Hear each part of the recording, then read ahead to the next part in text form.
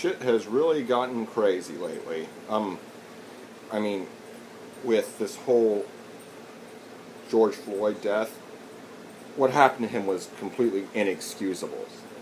You know, he allegedly tried to pass on some a counterfeit $20 bill, and according to police, appeared intoxicated. You know, even if both those charges against him are valid, he hasn't done anything to warrant capital punishment. He didn't do anything to warrant capital punishment, and he didn't deserve what happened to him. That officer had his knee on his neck, on George Floyd's neck, for 9 minutes. That's more than enough time to kill somebody. He had already been dead for a few minutes by the time they took it off him, by the time they let it go. This is simply not excusable, people. I mean, even fellow cops across the country are condemning this and saying that charges should be filed. And they should. Because, I mean, cops regularly do stuff in this country that would get soldiers canned if they did it in a war zone. It's like nothing happens to them, you know? Anyway, there have been many riots. There's been one in Minneapolis, Minnesota, and I don't know if there's been any else around the country, but I know there are protests. But that being said, is you know, looting private businesses. What do the private businesses have to do with the government, with the government's actions or inactions? What do they have to do with the police department? Nothing. You know, a lot of these people, and it's not just black people that are like this, it's white people too. There are white people like this, there's Asian people like this, there's Hispanic people like that. A lot of the people that go to these events don't really believe in anything. They are just there for the violence, pure and simple. And, you know, this is simply, you know, not excusable. It is not okay. And because, I mean, it's like you're destroying businesses, our economy is already bad, you're going to put people out of work. And, you know, it's just, you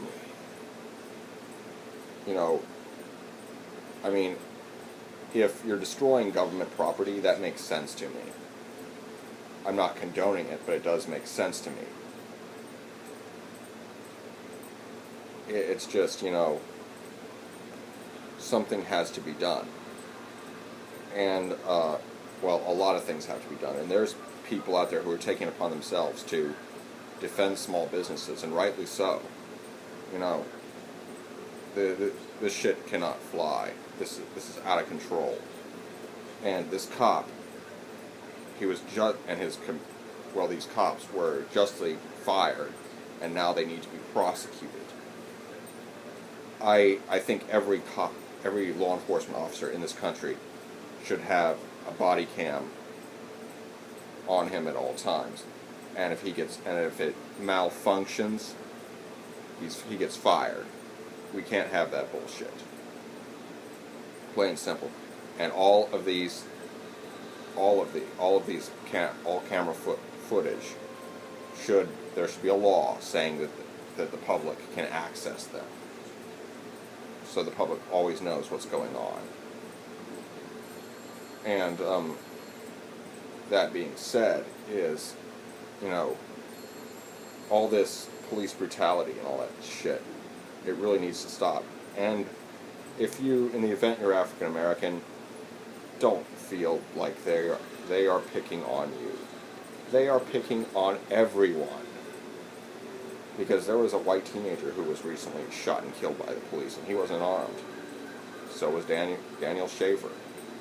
Daniel Shaver complied with all the police commands and still managed to get himself shot despite his white privilege. And It's, well, this affects all of us.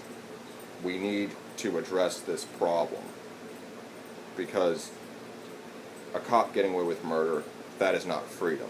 That is tyranny. And it needs to stop. And again, I mean, I've made 2 videos already praising 2 law enforcement officers, Greg Anderson and Michael Cini. But this cannot go on. It has to stop. George Floyd was murdered.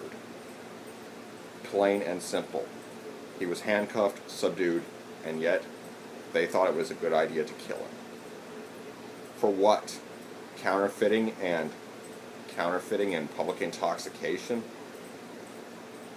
What kind of shit is that? I mean, if you agree that they should be, that was justified, then you probably should just go over to the Middle East and join ISIS, because you'd make them very proud.